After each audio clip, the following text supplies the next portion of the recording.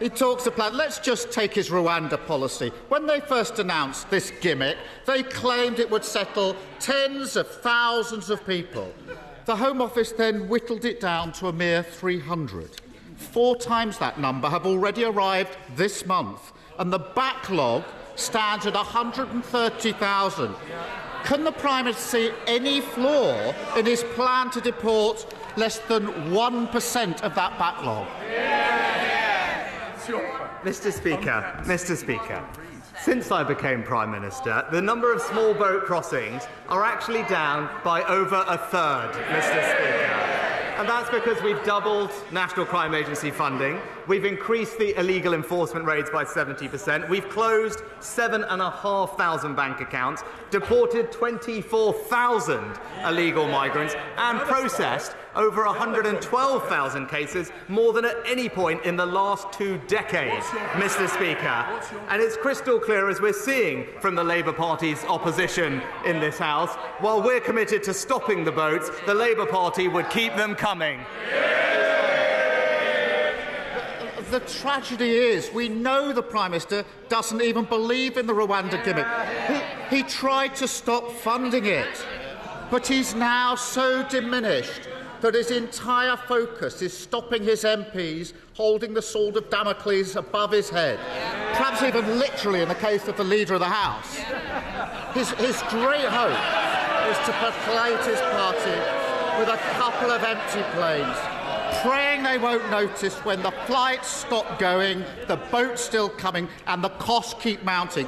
How has he managed to spend £600 million of taxpayer money on a gimmick to deport 300 people?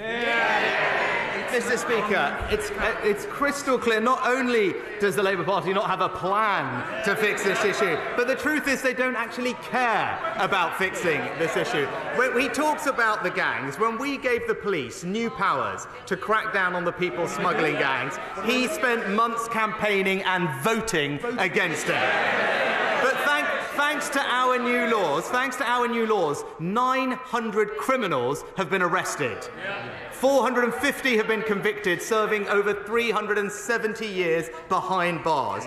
If it was up to him, those criminals would still be out on our streets, Mr. Speaker.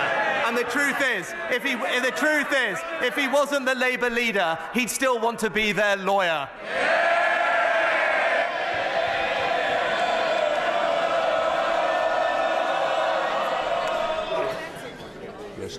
Speaker, I've prosecuted more people smugglers than he's had helicopter rides, and that's a lot. And this, I've done it. Rwanda gimmick is going to cost the taxpayer £2 million for every one of his 300 people that they deport. And I know the Prime Minister likes to spend a lot on jet setting, but that's some plane ticket. It's the cost of Tory chaos, and it's working people who are paying the price. The man he made his immigration minister let the cat out of the bag when he said the Prime Minister's symbolic flights will not provide a credible deterrent. And we know the Prime Minister himself thought it wouldn't work. If the people selling this gimmick don't believe in it, why should the country? Mr. Speaker, he's very keen to talk about who he prosecuted. He's a bit less keen to talk about when he defended Hizb ut-Tahrir, Mr. Speaker. But when it comes to this question of how to deal with people who are here illegally, his values are simply not those of the British people. After all, this is the person who campaigned to stop the deportation of foreign dangerous criminals, Mr. Speaker. A dangerous criminal was jailed for dealing Class A drugs after he fought to keep him here. A gangmaster was convicted of carrying a knife after he fought to keep him here. So whether it's representing terrorists or campaigning for criminals, it's clear whose side he's on, and it's not the British people. It's genuinely sad to see him reduced to this nonsense.